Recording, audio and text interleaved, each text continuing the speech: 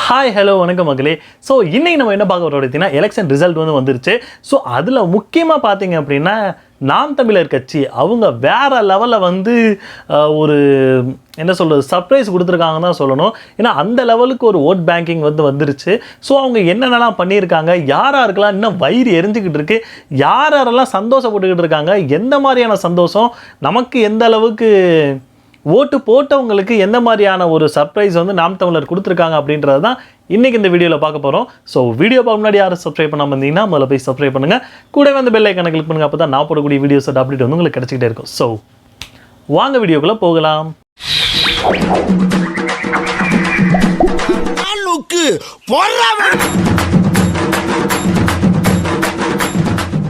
So first இந்த வீடியோவில் நாம் என்ன பார்க்க போகிறோம்னு பார்த்தீங்கன்னா, அதாவது ரிசல்ட் வந்துருச்சு. ரிசல்ட் வந்ததை விட அதில் உள்ள அந்த கண்டென்ட், ஐயோ என்ன சொல்கிறது, அதாவது நாம் தமிழர் நிறைய ஜெயிக்கலை. இந்த எலெக்ஷனில் நாம் தமிழர் எந்த ஒரு சீட்டுமே வாங்க முடியல.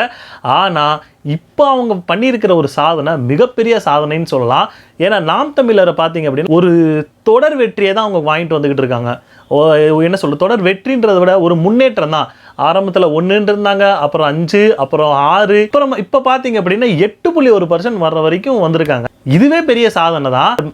இதில் என்ன ஒரு பெரிய விஷயம் என்னன்னா, இப்போ நாம் தமிழர் பார்த்தீங்க அப்படின்னா அங்கீகரிக்கப்பட்ட, அதாவது தேர்தல் ஆணையத்தால் அங்கீகரிக்கப்பட்ட ஒரு மாநில கட்சியாக மாறிடுச்சு.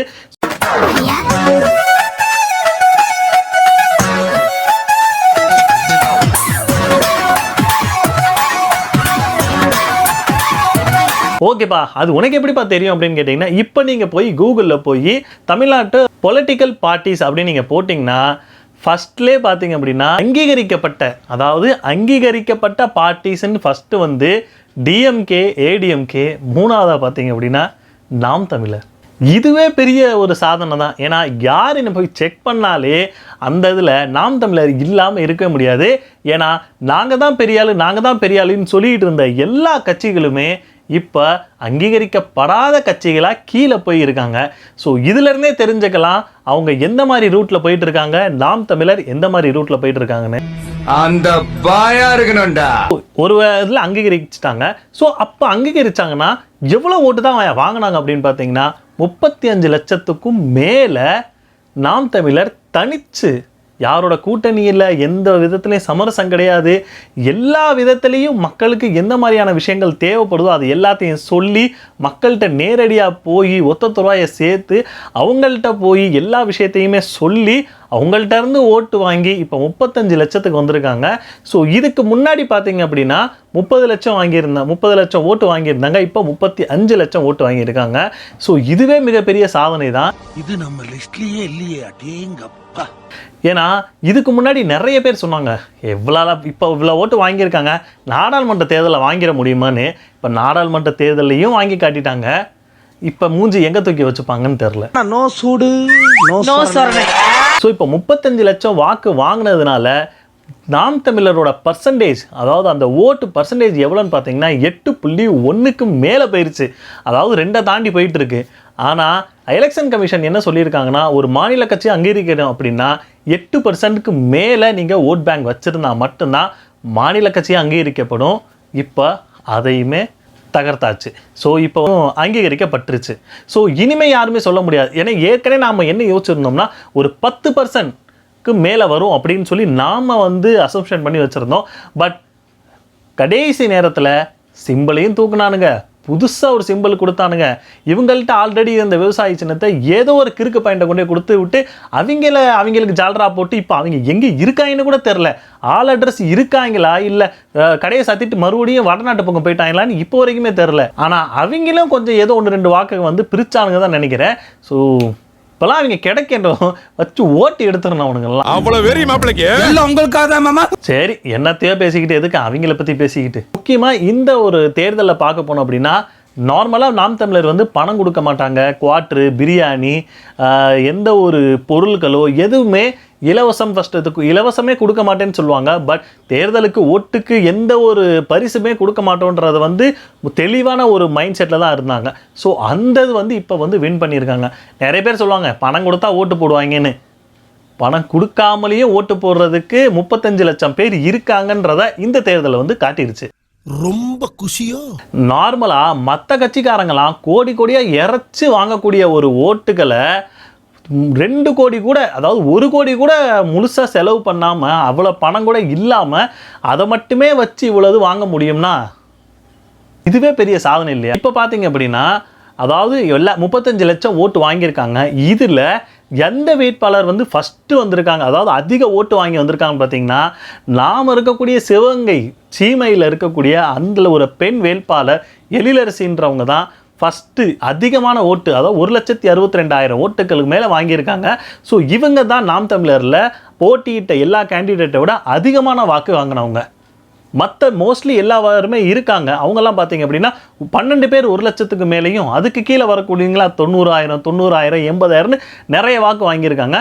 ஸோ இதுலேருந்தே தெரிஞ்சிருச்சு மக்கள் நாம் தமிழரை எந்த அளவுக்கு ஆதரவு கொடுத்துக்கிட்டு இருக்காங்கன்னு. பண்டிகையை கொண்டாடுங்கடே. ஸோ இந்த எலெக்ஷன் வர்றதுக்கு முன்னாடி எவ்வளவு டார்ச்சல், என்ஐஏ ரைடுன்னு ஒரு பக்கம் அரெஸ்ட்டு, இன்னொரு பக்கம் சிம்பிளை தூக்கி வேற ஒருத்தனுக்கு கொடுத்துட்டு சிம்பிள் புது சிம்பிளை கொடுத்து இதில் வந்து போராடுறான்னு சொல்லி என்னென்ன மென்டல் டார்ச்சல் கொடுத்துக்கிட்டு இருந்தானுங்க. இப்போ அது எல்லாமே ஆப்பு வச்ச மாதிரி ஆகிப்போச்சா? நான் ப்ரோ ஒரு அளவுக்கு தான் ப்ரோ, எல்லாமே சும்மாலாம் நோண்ட கூடாது ப்ரோ. இதில் ஒருத்தர் எனக்கு அவரோட சில ஸ்பீச்சஸ்லாம் எனக்கு பிடிக்கும். ஆனால் அவர் சேர்ந்த இடம் அந்த மாதிரி இடன்றதுனால தேர்தலுக்கு முன்னே இவர் ஒரு விஷயம் சொன்னார் பார்க்கணும். அதாவது 2024 இந்த நாடாளுமன்ற எலெக்ஷனுக்கு அப்புறம் நாம் தமிழர் ஒரு கட்சியே இருக்காது. நாம் தமிழர் என்கின்ற கட்சி 2024 பின்னாடி இருக்காது. நீங்க பாருங்க. இப்போ என்னடானா நாம் தமிழர் எடுத்த ஓட் பேங்கை பார்த்துட்டு மனுஷன் மிரண்டுட்டார் போல, புகழ்ந்து போற இடமெல்லாம் புகழ்ந்து தள்ளிக்கிட்டு இருக்காரு. நான் தமிழர் கட்சி இந்த நேரத்தில் நான் பாராட்டுறேங்க. நேர்மையாக இந்த களத்தில் அவங்க நின்று இருக்கிறாங்க, பணம் கொடுக்காம நின்று இருக்கிறாங்க. நான் பாராட்டுறேன். அந்த ஆள் என்ன சொன்ன? நாம் தமிழர் என்கின்ற கட்சி 2024 பின்னாடி இருக்காது. நீங்க பாருங்க. ஏன் என்ன சொன்ன? நான் தமிழர் கட்சி இந்த நேரத்தில் நான் பாராட்டுறேங்க. நேர்மையாக இந்த களத்தில் அவங்க நின்று இருக்கிறாங்க. இதுல எதுல உண்மை? ரெண்டும் உண்மைதானே. என்னடா சொல்ற? ஒருத்தன் நல்லா வளர்ந்துகிட்டு இருக்கான்னு சொல்லி அவன் கூட இருக்கிறவங்க பாராட்டினா அது வேற விஷயம். ஆனா எதிரியே உன்னை பார்த்து பாராட்டுறான் பார்த்தியா, வேற லெவல். நீ அந்த ஒரு விஷயத்தை செய்ய வச்சான் பாரு, அந்த கட்டத்துக்கு தான் என் காசு. அதான் வர்க்கீஸ். ஸோ இந்த மாதிரி பலவிதமான சாதனைகளை வந்து நாம் தமிழர் வந்து பண்ணியிருக்கு. அது மட்டும் இல்லாமல் இதை விட்டுட்டு மற்றபடி நம்ம மேலே போய் பார்க்கணும் அப்படின்னு நினச்சோம்னா அதை விட சந்தோஷம் வேறு எதுவுமே இல்லாதன்ற மாதிரி இதுக்கு முன்னாடி எந்த அளவுக்கு மெஜாரிட்டியாக வச்சுக்கிட்டு இருந்த அந்த பிஜேபி இப்போ மெஜாரிட்டின்ற ஒரு கனவே தகர்ந்துச்சுன்னு சொல்லலாம். ஏன்னா அவங்க பண்ண விஷயங்கள் அந்த மாதிரி சொன்ன விஷயங்களை பண்ணியிருந்தாலே போதும், அவங்க 400க்கு மேலே என்ன ஃபுல்லாகவே அவங்க தான் பண்ணியிருப்பாங்க. ஆனால் நான் ஒரு மெஜாரிட்டி, நான் என்ன வேணால் பண்ணுவேன்னு சொல்லி எல்லா விஷயத்தையும் கொண்டு வந்தது தான் பிஜேபி பண்ண மிகப்பெரிய சர்க்கிள். ஸோ அதுக்கான அடியை அவங்க கண்டிப்பாக வாங்கிட்டாங்க. என்ன சரிக்கிற? நானாவது சைக்கிள்ல லைட் இல்லாம வரேன், பின்னாடி ஒருத்தர் சைக்கிளே இல்லாம வரேன். ஓ கையா இனிமேலாவது அவங்க திருந்தி வேற மாதிரியான ஒரு ரூட்டை எடுத்து மக்களுக்கு நல்லது மட்டுமே பண்ணால் மட்டும்தான் அவங்கள்ட்ட இருந்து இந்த மாதிரியான ஓட்டுக்களை நம்மளால் வாங்க முடியுன்ற ஒரு மைண்ட் செட்டுக்கு இப்போவாவது வந்திருப்பாங்கன்னு நினைக்கிறேன். ஸோ இனிமேலும் அவங்க கொஞ்சம் திருந்தி வேற மாதிரி அவங்க வந்து மைண்ட் செட்டை கொண்டு வந்து மக்களுக்கான நல்ல விஷயங்களை பண்ணணும்னு நான் நினச்சிக்கிறேன். வாய்ப்பில்லை ராஜா, வாய்ப்பில்லை. ஸோ என்னதான் இருந்தாலும் நாம் தமிழரோடதுலேயுமே ரொம்ப சந்தோஷம், மேலே அவங்க வாங்கினதுலேயே ரொம்ப சந்தோஷமாக தான் இருக்குது. ஸோ அடுத்து பார்த்தீங்க அப்படின்னா 2026 சட்டமன்றம்.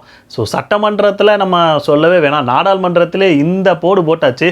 இந்த சட்டமன்றத்தில் எவ்வளோ இறங்கி வேலை செய்யணுமோ அவ்வளோ இறங்கி வேலை செஞ்சால் மட்டும்தான் நாம் ஒரு நல்ல ஒரு பொசிஷனுக்கோ இல்லை நம்மள்கிட்ட நம்ம நாம் தமிழர்லேருந்து ஒரு குறிப்பிட்ட ஆட்களாவது சட்டமன்றத்துக்குள்ளே போகணும் நான் ஆசைப்பட்றேன். ஸோ அதனால் இதுக்கான வேலைகளை இப்போலேருந்தே ஸ்டார்ட் பண்ணிடணும். ஏன்னா நம்ம இவ்வளோ வாங்கிட்டோம் இன்னும் வாங்குவோன்னு சொல்லி நம்ம நினச்சிக்கிட்டே இருந்தால் மட்டும் ஒன்றும் பத்தாது.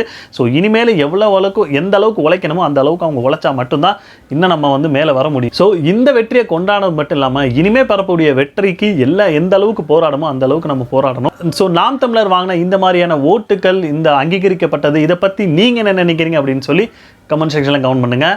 ஸோ இந்த வீடியோ உங்களுக்கு பிடிச்சிருந்தா லைக் ஷேர் கமெண்ட் பண்ணுங்கள், ரொம்ப பிடிச்சிருந்தா சப்ஸ்கிரைப் பண்ணி வச்சுங்க. ஸோ அடுத்த வீடியோவில் பார்ப்போம். டாடா பாய்.